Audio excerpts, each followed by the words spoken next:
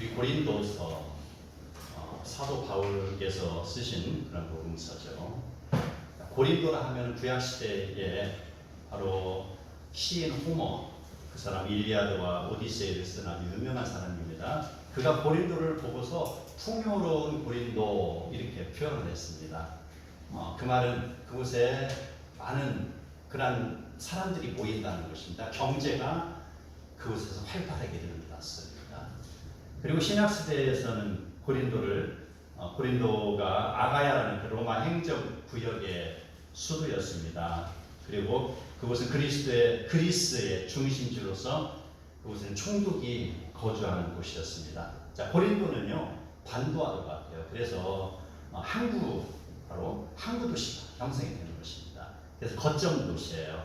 충주가 지역 내륙 한복판에 있어서 사람들이 여부를 통해서 지나가는 것처럼 고린도는 이제 해안가에서 중심지가 되는 거예요.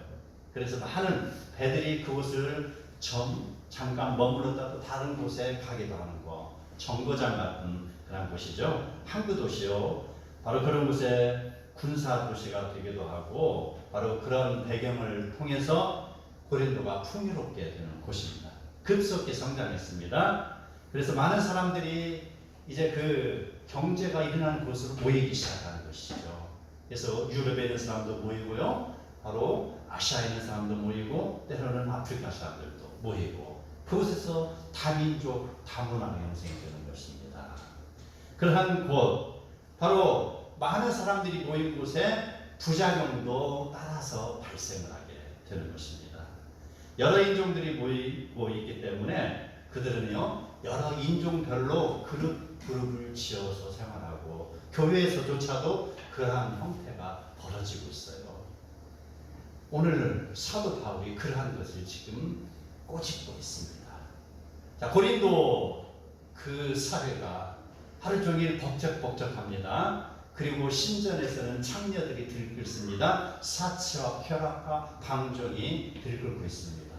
저녁이 되면 사람들이 길거리에 우르르르 몰려나와 가지고 한일 없이 이야기거리가 넘쳐나는 것이 고린도입니다. 그런데 예수를 믿는 사람들, 그들은요 이제 저녁마다 예배당에 모여서 예배를 드리는 거예요. 차이점이 있죠. 세상과 나는 차이가 있다. 세상과 그리스도인과는 차이가 있다는 차이가 있습니다. 자, 그런데 차이가 있는데 이러한 차이 속에서조차도 바로 균열이 생기는 것을 지금 오늘 이야기하고 있습니다. 무슨 균열인가? 하나님의 은혜를 머금고 많은 사람들이 교회로 모이기 시작합니다. 그곳에는요 부자인 사람도 모이고 가난한 사람도 몰려들고 있습니다. 부유한 사람들은요 자기들끼리 그룹을 지어요. 끼리끼리 해가지고 그들이요 바로 일찍 와서 도시락을 가지고 와서 그룹을 지어서 앉아서 대화를 나누며 도시락을 까먹습니다. 그런데 부유하지 못한 사람들, 그곳에는 종도 있습니다. 노예도 있습니다. 평민도 있습니다. 소장농도 있습니다. 다양한 사람들이 있는데 그 사람들은요 일을 마치고 와야 되잖아요. 그래서 주인에게 허락을 받고 하루 일과가 끝나면은 땀을 제대로 식히지도 못하고 씻지도 못하고 옷도 갈아입지 못하고 달려와서 예배의 자리에 임하는 거예요. 시간이 돼서 예배를 드리는데 한쪽에서는 바로 밥을 잘 먹고 일을 쓰시는 사람이 있는가 하면 한쪽에서는 배에서 음악 소리가 들려요. 꼬르륵 꼬르륵. 그것이 하루 이틀이 아니고 지속이 되다 보니까 이제 부자 사람들과 가난한 사람들과의 서로 분리가 되기 시작해요. 계층 간의 분류가 시작이 되는 것이고요. 그렇다 보니까 이제 위화감마저 조장이 되고 교회가 위기에 쌓이게 됩니다. 예수 그리스도의 복음이 바로 줄이고 목마른 자를 위한 것이요 형제를 사랑하는 것이다 라고 했는데 그리스도의 사랑이 빠진 예배가 그곳에서 드려지고 있습니다. 사랑이 빠진 교회는 교회로서의 기능을 할 수가 없습니다. 바울은 이야기합니다. 교회를 인간의 몸으로 비유하여 사랑할 수밖에 없다는 것을 지금 설명을 하고 있습니다. 교회가 인간의 몸으로 비유한다는 것입니다. 첫 번째, 몸은 여러 지체로 구성이 되어 있습니다. 자, 몸 하면은 우리 헬라어로 소마, 사르크스 이렇게 두 가지로 구분해요. 그래서 소마는요 바로 머리, 어깨, 무릎, 발, 머리, 어깨, 무릎, 발. 그 다음에 눈, 코, 귀, 입. 이게 소마예요. 바로 우리가 죽으면 시체 덩어리잖아요. 이게 소마다. 사렉스는 뭐냐면요 똑같은 몸이지만 육체적이다. 그래서 무슨 일을 할 때 그 사람이 그리스도적으로 일을 하는가 세상적으로 일을 하는가 그때를 구분해서 사륵스라고 합니다. 이렇게 구분이 되는데 때로는 이것이 혼동이 돼서 사용될 때가 있어요. 그래서 그 경계가 조금 명확하지 않습니다. 그러나 구분하자면 지금 우리가 말하고 있는 그 몸은 바로 소마를 이야기하고 있습니다. 12절에 보면 몸은 하나인데 여러 지체가 있다 이렇게 하고 있습니다. 몸은 하나의 유기체로서 많은 지체를 가지고 있다 이 말입니다. 모든 지체가 하나님의 중심을 가질 때 하나의 중심을 가질 때 비로소 몸은 제 기능을 발휘하는 것이죠. 몸은 각 부분이 모여서 구성되지만 다양성이 있죠. 하나의 몸이지만 다양성이 있죠. 손가락, 머리, 코 다양성이 우리는 인정을 합니다. 그렇지만 하나를 통틀어서 몸이라고 하는 것입니다. 누구의 귀, 누구의 코 이렇게 말 않잖아요. 이걸 하면은 누구 이렇게 해야겠잖아요. 단 멀찌감치해서 사람들이 오는 거 보면 머리카락만 보고 얼굴만 보여. 누구다 이렇게 이야기하지. 누구의 눈만 보인다 이렇게 이야기 않잖아요. 그래서 몸 하면은 연합체를 구성하는 겁니다. 그래서 몸은 다양성은 있지만 하나의 생명으로 유지되는 것이죠. 교회도 마찬가지입니다. 그리스도의 생명으로 유지되는 것입니다. 그랬을 때 교회를 할 수 있습니다. 아멘. 두 번째, 성도는 성령으로 한 몸을 이루는 것입니다. 이 말씀을 다시 표현하자면요, 교회는 성령으로 한 몸을 이룬다는 것이에요. 13절을 보면은 우리가 이렇게 표현됐어요. 우리가 유대인이나 헬라인이나 종이나 자유인이나 다 성령으로 세례를 받아 한 몸이 되었고 이렇게 이야기했습니다. 자, 여기에 주목할 것은 우리라는 것입니다. 우리라는 표현들 그 대상은요 여기서 나온 대로 유대인이나 헬라인이나 이게 우리라는 대상입니다.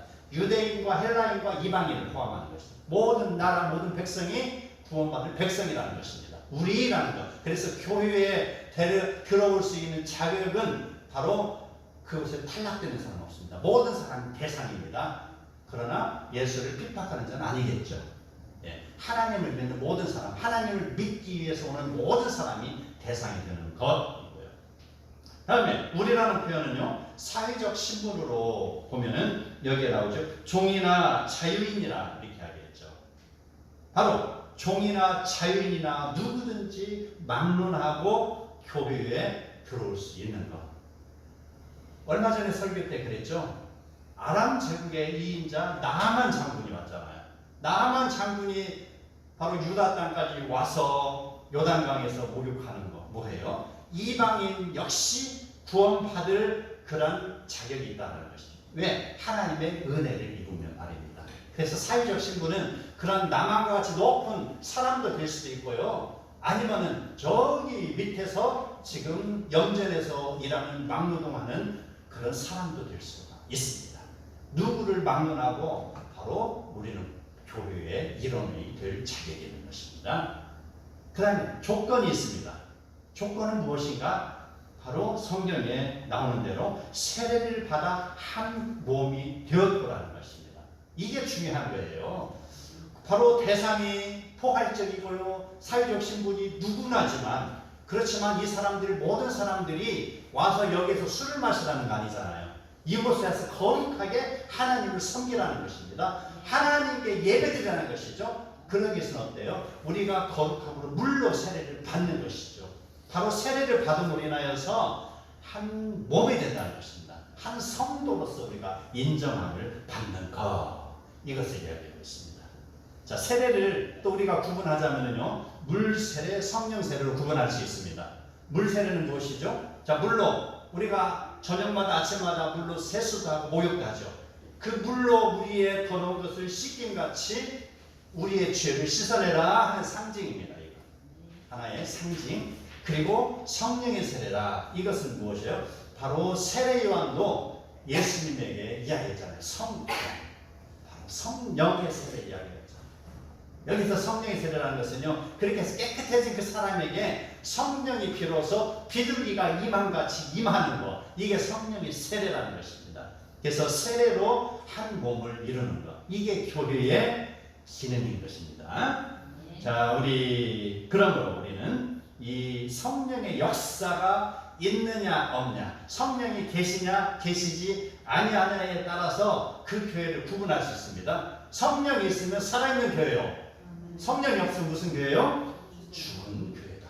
그 구분할 수가 있습니다. 교회 건물이 아무리 화려하고 높고 넓다 할지라도, 아무리 아름다운 꽃이 있고 음향장비가 많고 찬양이 있다 할지라도 성령이 없으면 그 교회는 죽은 교회가 될 것입니다.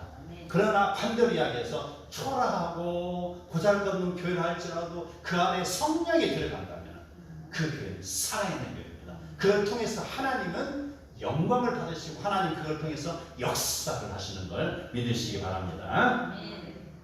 자, 두 가지 지금까지 말씀으로 여러 지체가 하나를 이룬다는 말씀을 드렸습니다. 그럼 우리는 세 번째로 이제 지체는 많으나 몸은 하나인 것을 봐야 되는 것이죠. 인체의 각 부분이 모여서 하나의 몸을 이루는 것처럼 우리는 하나가 되는 것입니다. 예를 들면 자, 결혼하는 사람을 예를 들겠습니다. 결혼하는 사람 하나의 부부가 되죠. 그렇죠? 부부인데 바로 처음에 결혼할 때는 어떻게 결혼해요? 바로 반에서 결혼하잖아요.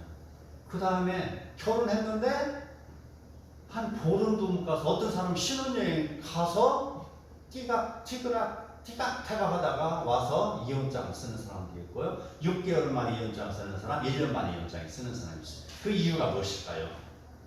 올바로 검증이 안 되고 눈에 뭐가 쓰였어요? 콩깍지가.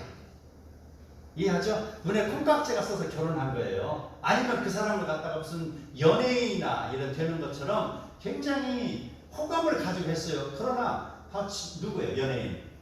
배용준 연예인이잖아요. 일본 여인들 얼마나 배용준을 좋아해요? 그래서 남의 성우를 많이 찾아온다고 하잖아요. 자기의 남편을 마치 그렇게 생각을 해요. 그런데 막상 살고 보니 어때요? 자기 남편은 무뚝뚝하고 어쩌면 그렇게 해도 멋이 없는 사람이요. 그러다 보면은 이제 도장을 갖고 오라고 하잖아요. 그럼 이혼합시다라고 그러시잖아요. 왜 이혼을 합니까? 만족하지 못하기 때문에 그렇잖아요. 처음부터 이게 잘못 끼어진 거예요. 자기의 배우자에 대해서 높은 무슨 천사라고 생각하는 것처럼 말입니다. 그러나 막상 결혼하고 보니 그렇지 않다라는 것입니다. 자, 살고 보니까 이제 왜 이렇게 안 이쁘게 보이고 왜 이렇게 모든 것이 싫어 보입니까? 그래서 이혼하자 말이 나오는데, 자, 성경은 보자고요. 몸은 하나이다. 많은 지체가 있으나 몸은 하나이다라는 것이죠. 자, 부부 역시 몸이 하나라는 것이죠. 몸이 하나다. 자, 둘 중에 하나가 싫어 보일지라도, 아니면 둘 중에 하나 아픕니다. 아니면 둘 중에 하나 뭐가죠? 부족한 것이 보일 수가 있습니다. 그러면 어때요? 자, 이걸 몸으로 비유하자고요. 자, 오른쪽에 팔이 아파요. 그러면 싫다고 어때요? 뚝 띄어서 보내겠어요? 아니잖아요. 병원에 가서 치료하고 만져줘야 하고 약 바르고 왜 아프니 이렇게 해야 되잖아요. 마찬가지예요. 부부도 역시 그렇다는 거예요. 누구 하나 부족하면은 뚝 띄어서 이혼이 아니고요.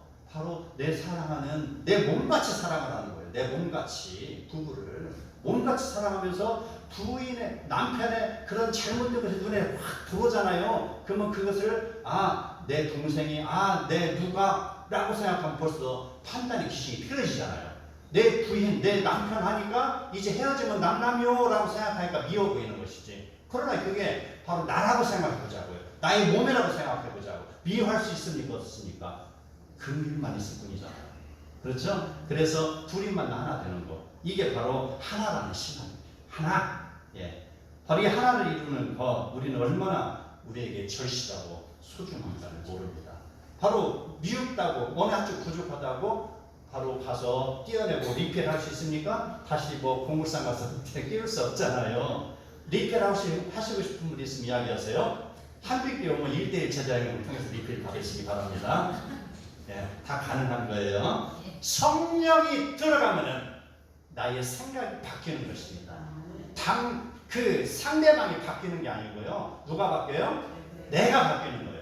내가 바뀌면은 바로 나는 그에 대해서 생각이 변하게 되는 것이고요. 그랬을 때 상대방도 변하는 거 믿으시기 바랍니다. 실천하시기 바랍니다. 바로 이게 바로 한 몸 신학이 되는 것입니다. 자, 교회도 마찬가지입니다. 우리 교회 안에 다양한 그런 지역에서 왔고요. 다양한 계층의 성도들이 있잖아요. 자, 교회 안에서는 귀한 성도도 있고, 이거는 세상적인 시각으로 이야기하는 거예요. 그리고 덜 귀한 성도도 있을 수 있잖아요. 또 예쁜 성도도 있고 덜 예쁜 성도도 있을 거 아닙니까? 그렇죠. 이런 바로 우리가 기준으로 삼을 수 있는 여러 가지가 있어요. 키 큰 성도도 있고 키가 작은 성도도 있는 것이고, 건강하고 누구는 막 악기를 아주 잘 다루고 음악을 잘하는데 음치도 있잖아요. 음을 다스리는 사람이 있잖아요. 그래서 다양하단 말이죠. 자, 그걸 가지고 누가 불평할 수 있겠냐 이 말입니다. 싫다고 오른손이 아프다고 뚝 떼내는 것처럼 누가 정말 마음에 안 들어 하니까 떼낼 수 있냐 이 말입니다. 아니잖아요. 바로 잘났다고 생각하는 사람이나 못났다고 생각하는 사람은 똑같이 한 몸이잖아요. 오른팔, 왼팔 한 몸이라는 거예요. 떼어낼 수 있는 것이 아니다라는 것입니다. 22절에 보면은 약하게 보이는 몸의 지체가 도리어 요긴한 것을 가르치기 바랍니다. 약한 것. 자, 우리 몸에서 약한 것이 무엇이 있을까요? 강한 것은 무엇이 있을까요? 주먹이 강하다고 생각하죠. 강하다. 레슬링 선수 김일 레슬링 선수는 뭐가 강해요? 박치기잖아요. 머리가 강합니다. 박치기 잘해요. 그 다음에 태권도 선수는 뭐가 강해요? 발차기가 강하죠. 예, 강한 부분이 몸에 있는 반면에 이것들은 보호를 안 받잖아요. 사시사철 외부에 노출이 돼 있잖아요. 그렇죠? 추나 추동 다 노출이 돼 있어서 눈도 맞고 비도 맞고 바람도 쐰에도 불구하고 아무렇지도 않게 존재하겠잖아요. 그런데 우리 몸에서 약한 부분은 뭐가 있을까요? 약한 부분, 자, 잘 보호받는 우리 몸속에서 보호받는 게 신장 기능이 뭐가 있어요? 자, 왼쪽 가슴에 뭐가 있어요? 심장이 있잖아요. 그 다음 오른쪽에 뭐가 있어요? 폐가 있잖아요. 그리고 좀 밑에 내려가면은 간도 있잖아요. 이것들 바로 오장 이것이 있잖아요. 이게 약해요. 그렇지만 이게 약하다고 그래서 우리가 손가락질하는 거 아니잖아요. 약한 것을 보호하잖아요. 몸이. 그렇죠? 몸이 보호하고 처음같이 지금 여기에 뼈로 둘러싸서 성곽을 이루고 있잖아요. 성곽을 이뤄서 이걸 탄탄하게 보호하고 있잖아요. 뇌도 그렇잖아요. 이 아주 단단한 뼈 성곽을 이루어가지고 보호하고 있잖아요. 뇌가 상하면 안 되니까 라는 것입니다. 약한 것은 보호받는 거예요. 약하다고 손가락질 당하고 약하다고 뚝 뛰어서 고물상을 보내는 것이 아니죠. 강한 것은 어찌 보면은 하나 떨어져 나가도 생명은 지장이 없습니다. 그러나 약한 것 어때요? 약한 것, 심장이 떨어져 나가면 어때요? 죽습니다. 폐도 죽습니다. 간도 죽습니다. 뇌 죽습니다. 약한 것, 바로 이건 보호받으라고 만드는 것입니다. 이것은 없어지면 죽어요. 생명을 잃어버리는 것이죠. 바로 23절에 보면은 그 덜 귀히 여기는 것들을 더욱 귀한 것들로 입혀주는 이 말입니다. 예. 바로 아름답지도 못하고 강하지도 못하고 덜 귀하게 여기지만 이것을 더욱 귀한 것으로 입혀준다. 그래서 우리 몸을 깊숙이 집어넣고 몸속에 집어넣고 바로 우리의 몸으로 보호한다. 뼈로 보호한다. 그 다음에 손과 발과 머리와 여러 가지로 나의 신체를 보호하고 있는 것. 이걸 알으시기 바랍니다. 이게 바로 심장이고 신장이 이런 것처럼 우리 성도도 그렇다는 것입니다. 성도들이 바로 교회에 많이 있는데 그 중에 약한 성도 있습니다.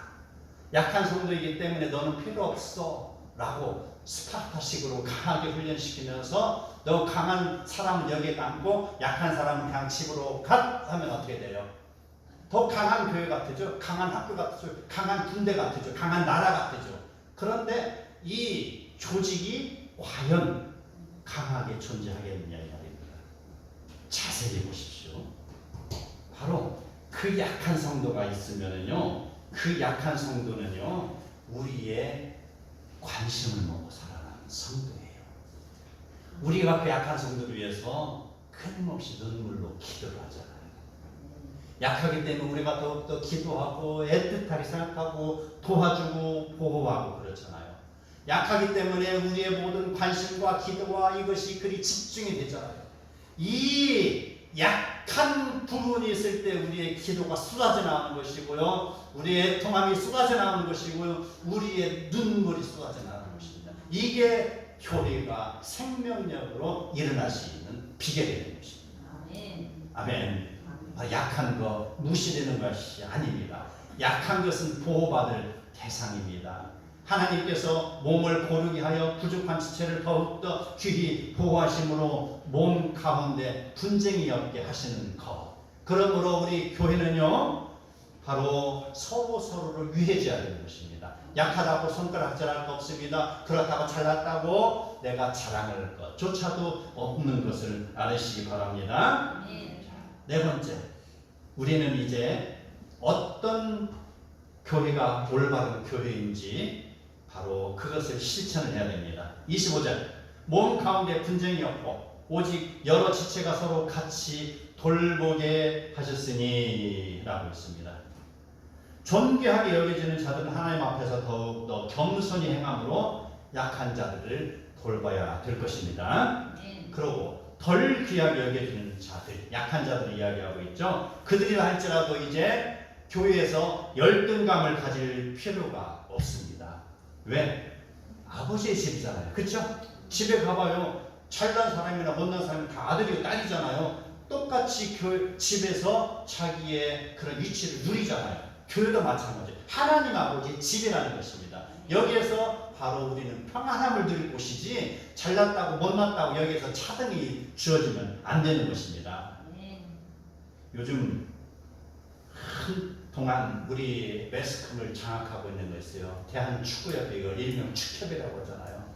엄청나게 지금 지탄이 쏟아지고 있죠. 카르텔, 무슨 대학교 카르텔이라고 해요. 무슨 대학교 출신들만 거기에 들어가야 성공하고 국가대표 선수가 된다. 이런 말이 많이 떠들고 엄청나게 지금 비판의 대상이 되고 있잖아요. 이런 건 안 돼요. 차별이 있으면 안 됩니다. 정직하고 차별이 없이. 양궁이 이번에 금메달을 싹 쓸어버렸잖아요. 들어봐봐요. 양궁을 바로 후원하는 현대차에서 차별이 없게 하라고 그랬잖아요. 차별이 없게. 선수를 바로 발탁할 때 나와 상의하지 마시오. 차별이 없이 공명정대하게 능력만 가지고 하시오 라고 하면서 뒤에서 엄청나게 후원을 해줬잖아요. 그랬을 때 그 공정함 속에서 선수들이 힘을 얻고 세계를 제패하는 거 아니냐 이 말입니다. 차별이 있으면 안 됩니다. 교회에서도 차별이 있으면 안 됩니다. 요즘 들어보니까 이 근처에 어떤 중학교도 보니까 바로 이런 그룹을 짓는데 카르텔이 있어요. 먼저 이사 온 애들이 있고 나중에 이사 온 애들, 나중에 이사 온 애들이 발 붙일 곳이 없다는 거예요. 이것도 안 되는 거예요.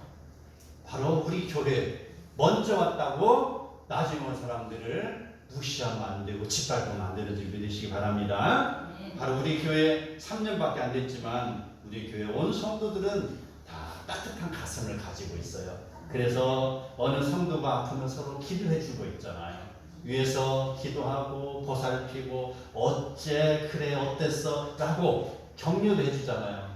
그리고 참 감사해요. 이렇게 금요일마다 또 와서 뜨겁게 눈물로 기도하는 거 보면은요, 얼마나 감사한지 몰라요. 이게 진짜 한 몸이 아닌가라는 생각을 하게 되는 것입니다. 한 몸이라는 거예요. 눈이 내린 벌판을 봐요. 눈이 내린 벌판에 이제 어떤 청년이 눈을 크게 뭉치려고 하는데 큰 거 뭉쳐가지고 눈 뭉치자 이렇게 하니까 어땠어요? 뭉쳐져 안 뭉쳐져요? 안 뭉쳐지잖아요. 뭉치지는 갔더니 돌돌돌 바라보니까 몇 바퀴 돌다가 쪼개져 버리죠. 그죠? 잘 경험해 보셨죠? 그런데 청년이 비로소 깨달았습니다. 그게 아니구나. 그래서 이제 작은 뭉치부터 뭉치기 시작하는데, 작지만 이걸 다 견고하게 뭉쳐가지고 이걸 갖다가 또 뭉치고 또 뭉치고 뒹굴리고 왼쪽으로 오른쪽으로 앞으로 뒤로 뒹굴리고 하다 보니까 눈이 이제 점점 커지는 것이잖아요. 점점 커져 가지고요, 그게 큰 눈사람도 만들 수 있게, 바로 그게 우리 한 몸 신학입니다.